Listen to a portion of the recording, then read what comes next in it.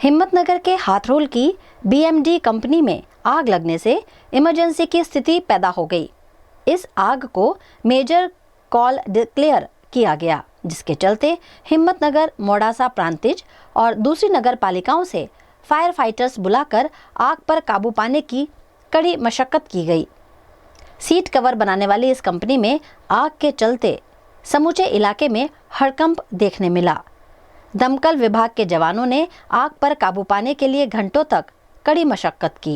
BMD company કરીને છે, એના અંદર આગ લાગેલી હતી અને એનો મેસેજ મળતા આપણે હિંમતનગર ફાયર ટીમ રવાના કરેલી હતી। ત્યારબાદ આગની તીવ્રતા જોતા આપણે બ્રિગેડ પર જાહેર કરેલો અને આ કંપની ખુલ્લામાં આવેલી છે, જેથી કરીને વિન્ડ ડાયરેક્શનની એક મહત્વની ભૂમિકા ભજવાઈ ગઈ। એમાં પવન અમે જે બાજુ જતા હતા એ બાજુ પવન આવતો હતો, એના વિરુદ્ધ સાઈડ જઈને અમે આગને બુઝાવવાનો પ્રયત્ન કરેલો છે। અત્યારે હાલ 50% સ્થિતિ કાબૂમાં આવેલી છે અને જે વોટર સપ્લાયની જે જરૂરિયાત છે એ મુજબ અમે વોટર સપ્લાય કરી રહ્યા છીએ।